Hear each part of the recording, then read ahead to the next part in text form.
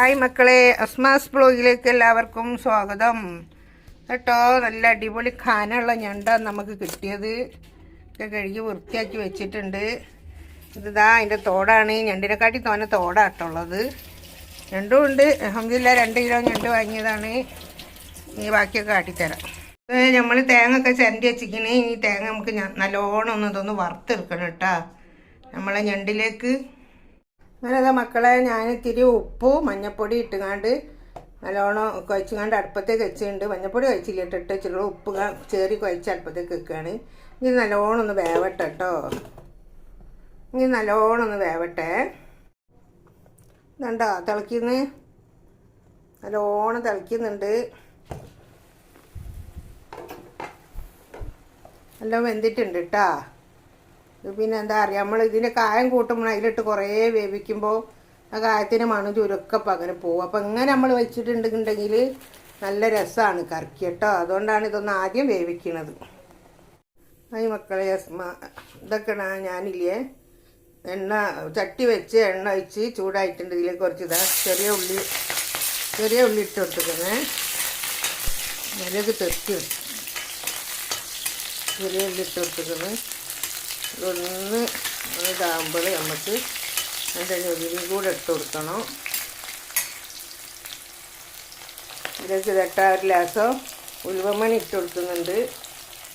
കുറച്ച് ഇട്ടിട്ടുള്ള, കൂടുതൽ ഇട്ടാൽ കണ്ടിക്കുന്നതിലിട്ടത് കഴിച്ച് പോവും. കുറച്ച് ഇട്ട് കൊടുത്തിട്ടുള്ളൂ. ഇതൊന്ന് നല്ലോണം ഇങ്ങോട്ട് കറുത്ത് മൂക്കണ്ട. അതിന് മുന്നേ നമുക്ക് ഒരു തേങ്ങ ചിരണ്ടി വെച്ചാണിത് ഇതിലിട്ട് കൊടുക്കുക. എന്നിട്ട് ഇത് വറുക്കണം കേട്ടോ. ഇത് നല്ലോണം പൊരിമാറ് വറുത്തെടുക്കണം. ഇത് നല്ലോണം വേവട്ടെ, നല്ലോണം വേവട്ടെ കേട്ടോ. നല്ലോണം മൊരിഞ്ഞിട്ടണം.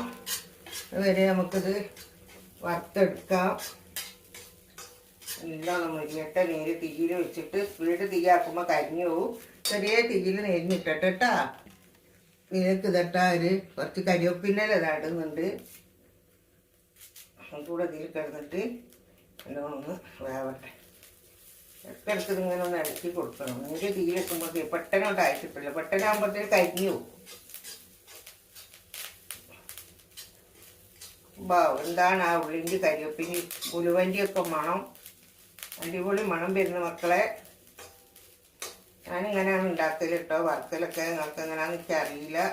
എങ്ങനെയായാലും ഉമ്മ എടുക്കുന്നതിൽ നിങ്ങളൊക്കെ ശേഖരിക്കുക, സപ്പോർട്ട് ചെയ്യുക, മറക്കരുത്. ഇതൊന്നും അങ്ങനെ കിടന്ന് നെരിയട്ടെ ചെറിയ തീയിൽ. അപ്പോൾ ഇതാ ഏകദേശം കണ്ടല്ലോ. കറുപ്പല്ല ചുവപ്പ് നിറമായിട്ടുണ്ട്. ഇതൊന്നും കൂടെ ഒന്ന് ഇതായാൽ മതി കേട്ടോ. ഏകദേശം ഒന്നും കൂടെ ഒന്ന് മരിയട്ടെ. എന്നിട്ട് 2-3 സ്പൂണ് മുളകും പൊടി ഇടണേ. 3 സ്പൂണ് മുളകും പൊടി ഇട്ടിട്ടുണ്ട്. പിന്നെ ഇതിലേക്ക് നമുക്ക് ലേശം മഞ്ഞപ്പൊടി ഇടണം. അത് മുന്നേ ഇട്ടുണ്ടെങ്കിൽ തേങ്ങ വറുത്ത് വരുമ്പോൾ കരിഞ്ഞു പോകുമല്ലോ. അതാണ് കേട്ടോ ഇപ്പിട്ടത്. പിന്നെ നമുക്കിത് തീ ഓഫാക്കാം. ഈ മുളകും പൊടി മഞ്ഞപ്പൊടി ഇതിൻ്റെ ഉള്ള ചൂട് തന്നെ കിടന്നിട്ട് ഇത് നെരിഞ്ഞിട്ടു കേട്ടോ. നമുക്കത് തീ കുറച്ച് വെക്കാം. ആദ്യം കുറച്ച് വെച്ചിട്ട് തന്നെയാണ് വറുത്തത്. ഒന്നങ്ങനെ നിൽക്കട്ടെ. കഴിഞ്ഞിട്ട് നമുക്കിനി കറി ഉണ്ടാക്കണം. ബിസ്മില്ലാതെ ചട്ടി വെച്ചിട്ട ബിസ്മില്ലാഹിർ റഹ്മാനിർ റഹീം. വെളിച്ചെണ്ണ വെച്ചെടുത്തിട്ടുണ്ട്. ഇത് നല്ലോണം ഒന്ന് ചൂടാവട്ടെ. അങ്ങനെ കേട്ടോ, ഞാൻ എണ്ണ ഒക്കെ ചൂടായിട്ടുണ്ട്. ബിസ്മില്ലാഹിർ റഹ്മാനിർ റഹീം. വലിയ ഉള്ളി കഴിഞ്ഞ് അരിഞ്ഞ് വെച്ചിട്ടുണ്ടെങ്കിൽ അതിലേക്ക് ഇട്ട് കൊടുത്തിട്ടുണ്ട്. ഇതിന് ഇഷ്ടം നല്ലോണം അതിൻ്റെ ഇട്ടോ. നല്ലോണം ശരിയാവട്ടെ.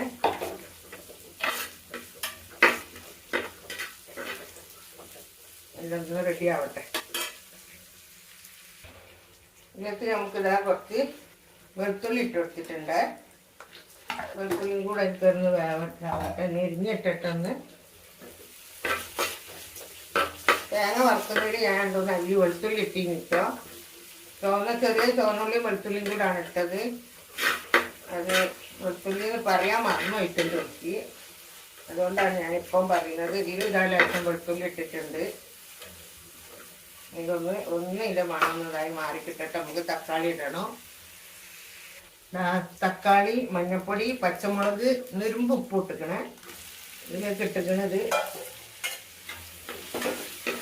ഇതിലൊന്ന് നല്ലോണം കിടന്നിട്ടൊന്ന് വേവട്ടെ.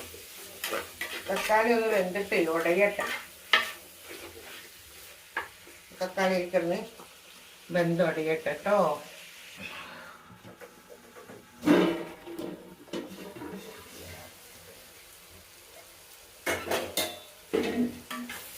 തക്കാളി ഇട്ടിട്ട് നല്ലോണം ഉടച്ചിട്ട് ഉടഞ്ഞിട്ടിരിക്കണം. തക്കാളി ഒരു മുദ്ദ ഇട്ടോളം നിൽക്കണം തക്കാളി.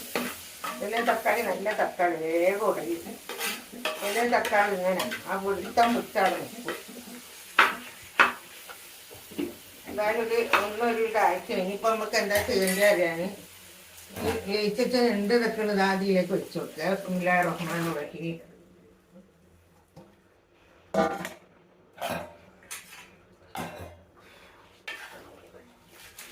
വീട്ടിൽ എന്നിട്ട് നല്ലോണം ഒന്ന് വേവട്ടെ. വെന്തിക്കണത് ഒന്നും കൂടെ ഒന്ന് തക്കാളി ഇതൊക്കെ പൊട്ടിയിട്ട്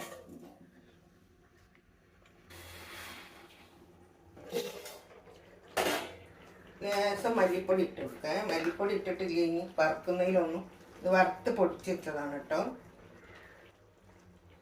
ലേശം മതി. അധികം ഇട്ടാൽ കുത്തും. 2 സ്പൂണ് കുറച്ച് ഇട്ടിട്ടു. കൂടുതൽ ഇട്ടാൽ കുത്തും. അപ്പോൾ ഇതൊന്ന് നമുക്ക് ഇളക്കി കൊടുക്കാം.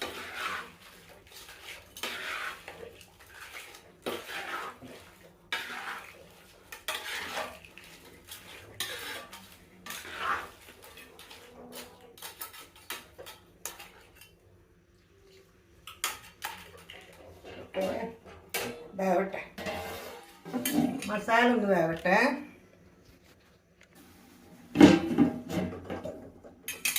മൂടി തുറക്കാൻ ഇച്ചിരി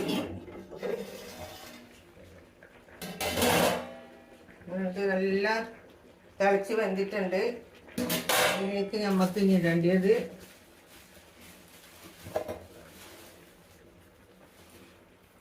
കുറച്ച് കരിവേപ്പില ഇട്ട് കൊടുക്കുക. കുഞ്ഞു കരിവേപ്പില പറിച്ചത് പോട്ടെ. കരിവേപ്പില ഇട്ടെടുത്ത് ഇനി നമുക്ക് വറുത്തതാക്കിയതാ ആട്ടി കൊണ്ടുവന്നിട്ടുണ്ട്. ഇതിലേക്ക് വെച്ച് കൊടുക്കുക. ബിസ്മില്ലാഹിർ റഹ്മാനിർ റഹീം. ലാസ്റ്റതിന് വെള്ളം ചേറ്റി കൊണ്ടുവരട്ടെ. വെള്ളം ഒഴിച്ചിട്ടുണ്ട് കേട്ടോ. കുറച്ച് അപ്പോൾ അടിപൊളിയായിട്ട് നല്ല അടിപൊളി മണം വരുന്നുണ്ട്. നല്ല ടേസ്റ്റ് ഉണ്ടാവും. നോക്കട്ടെ. വാവ്, അടിപൊളി. ലാസപ്പ് കുറവാട്ട ഉപ്പ് ഇടണം ഇട്ടോളും. പിന്നെ ഇപ്പം ഇതിലേക്ക് നമുക്ക് മല്ലിച്ചപ്പ് ഇടണം, കുറച്ച് ഉപ്പ് ഇടണം. പിന്നെ എല്ലാവരും ചോദിക്കും, കമൻ്റ് ഇടും വന്നുകാണ്ട്, എല്ലാം ഉമ്മ നിങ്ങൾക്ക് ചട്ടിയിൽ വെച്ചൂടെ? ഈ ചട്ടീൻ്റെ കാനം നിങ്ങൾ പിടിച്ച് വെക്കണം. ചട്ടീൻ്റെ വലിപ്പം നിങ്ങൾ നേരെ കാണണം. മനസ്സിലായെന്നത്. രണ്ടാമത്തെ കുഞ്ഞി ചട്ടി വെണ്ടക്ക മുതൽ മുളകൂട്ടാൻ വെക്കണ മുതൽക്ക് വലിയ ഈ ചട്ടി വരെ ഇവിടെ ഉണ്ട്. ഇവിടെ ഇല്ലാത്ത ചട്ടി ഇല്ല, പാത്രവും ഇല്ല. പിന്നെ എപ്പോഴെങ്കിലും എന്തെങ്കിലും ഞാൻ അലൂമിനിയം പാത്രത്തിൽ ഇന്ന് വരെ കറി വെച്ചിട്ടില്ല. എപ്പോഴെങ്കിലും ഈ സ്റ്റീൽ പാത്രത്തിൽ കറി വെക്കാത്തതിൽ ആരാ ഉള്ളത്?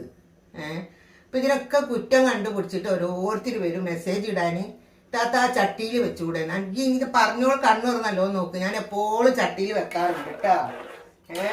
ഞാൻ ചട്ടിയിലും വെക്കൂ, പിന്നെ നോൺ സ്റ്റിക്കിലും വെക്കൂ, സ്റ്റീൽ പാത്രത്തിലും വെക്കും. അല്ലാണ്ട് അലൂമിനിയം പാത്രത്തിൽ ഇന്നേരെ ഞാൻ കറി വെച്ചിട്ടില്ല. അത് നിങ്ങൾക്ക് കണ്ടുപിടിക്കാനും പറ്റില്ല. എന്നിട്ട് ഈ ആൾക്കാരെ കളിയാക്കണ വാക്ക് നിൽക്കുക. നിങ്ങളെ വീട്ടിൽ ചിലപ്പോൾ ഈ പറഞ്ഞവരെ വീട്ടിൽ ചിലപ്പോൾ അത്രയും ചട്ടിയും പാത്രം ഉണ്ടാവില്ല. ഇല്ലാത്തവരാണ് പറഞ്ഞുകൊണ്ട് കളിയാക്കുക. ഉള്ള ആൾക്കാർ ആരും കളിയാക്കൂല. മനസ്സിലായോ? പിന്നെ എന്തെങ്കിലും ഒന്ന് പറയേണ്ടുള്ള കുസുമ്പന്മാരുണ്ടല്ലോ, നല്ലവരും ഇഷ്ടം പോലെ ഉണ്ട്. എൻ്റെ മൊബൈലിൽ കാണുന്നവരും ഇഷ്ടം പോലെ നല്ല പോലെ ഉണ്ട്. അതിൽ ചെറുങ്ങനെ ഒരു 5-6 കുസുമ്പന്മാരുണ്ട്. ഓൽക്കിത് പറഞ്ഞില്ലെങ്കിൽ ഒരു സമാധാനം കിട്ടൂല. ഓൽക്കും വേണ്ടിയിട്ടാട്ടോ അപ്പോൾ ഞാൻ പറയുന്നത്. നിങ്ങൾക്കും വേണ്ടി പറയല്ല, എൻ്റെ മക്കൾക്കും വേണ്ടി പറയല്ല. ലോകത്തിലുള്ള മക്കളൊക്കെ എൻ്റെ മക്കളെ. ഞാൻ പ്രസവിച്ചതിനെ കൊണ്ടല്ല എൻ്റെ മക്കൾ എന്ന് പറഞ്ഞത്. എൻ്റെ മക്കളെ പോലത്തെ എല്ലാവരും എൻ്റെ യൂട്യൂബ് കാണുന്നതോ എൻ്റെ ലൈവ് കാണുന്നതോ ഒക്കെ. അപ്പം അതിനെക്കൂടെ ഓർക്ക് വേണ്ടി പറഞ്ഞ വാക്കാണിത് കേട്ടോ.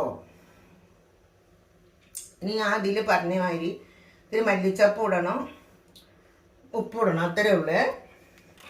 നമ്മളിതാ നല്ല ഉപ്പ് കുറവുണ്ട് കഴിഞ്ഞിട്ട് അതാ ഇതിനൊരു സ്പൂണും കുറച്ച് ഉപ്പിടുന്നുണ്ട്. ഉപ്പ് നല്ല കുറവുണ്ട്. ഇനി നമ്മൾ ഇതിലേക്ക് ഇടാൻ പോണതാ മല്ലിച്ചപ്പാട്ടോ. ഉണ്ട് അടിപൊളിയായില്ല മക്കളെ. ഇതുപോലെ ഒന്ന് വെച്ച് നോക്കുക. അതുപോലെ എല്ലാവരും വെക്കുന്നവരൊക്കെ ഇല്ലയെന്നല്ല, അങ്ങനെ ഒന്ന് വെച്ചൊക്കെ നോക്കുക. പിന്നെ പറഞ്ഞ മാതിരി തന്നെ നല്ല അഭിപ്രായം കഴിക്കുന്നവരല്ല. കുശുംബന്മാർ കുശുംബ ചെയ്തോളൂ. ഞാൻ വായിച്ചിട്ടൊന്നുമില്ല, എഴുതിയൊന്നും അതിൽ തന്നെ ഉണ്ട്. ഞാൻ ഡിലീറ്റ് ആക്കിയിട്ടില്ല. നമുക്ക് എടുത്ത് നോക്കിയാൽ കാണാം. പിന്നെ ഇൻഷാ അല്ലാഹ് വെക്കാത്തവർ കുട്ടികളൊക്കെ ഉണ്ടെങ്കിൽ വെക്കുന്നവർ കമൻ്റ് ഇടുങ്ങൾ എന്തായാലും. നല്ല കുട്ടികളൊക്കെ കറക്റ്റാട്ടോ ഉപ്പ്. ഓക്കെ, അതാ മീൻ മറിച്ചൊക്കെ ഇട്ട് നല്ല സാറായി വെന്തിട്ടുണ്ട്. അങ്ങനെ വേഗട്ടോ. നമുക്ക് അതിലേക്ക് ലേശം കരിവേപ്പില ഇട്ട് കൊടുക്കാം. അതുകൂടെ കൂടി കിടന്നിട്ട് അങ്ങനെ ഇരിക്കട്ടെ. വീഡിയോ ഇഷ്ടപ്പെട്ടാൽ എല്ലാവരും ലൈക്ക് ചെയ്യുക, ഷെയർ ചെയ്യുക, സബ്സ്ക്രൈബ് ചെയ്യുക. Okay, by.